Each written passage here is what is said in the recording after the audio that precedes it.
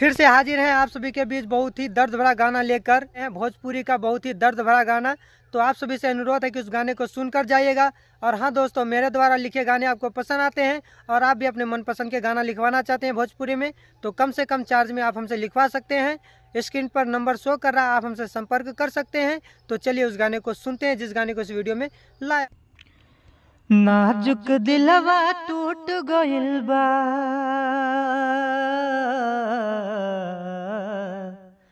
नाजुक दिलवा टूट गइल बा, साथ सनम के छूट गइल बा।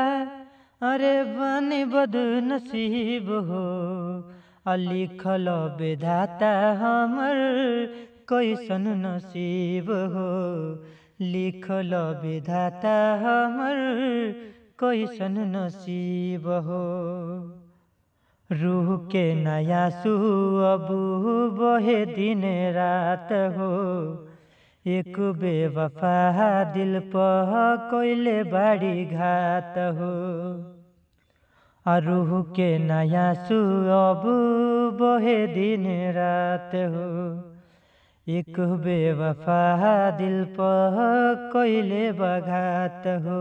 नारे नारे नारे नारे नारे नारे नारे नारे नारे नारे करीब हो, लिखल विधाता हमर कैसन नसीब हो, लिखल विधाता हमर कैसन नसीब हो। और लिखल विधाता हमर कैसन नसीब हो।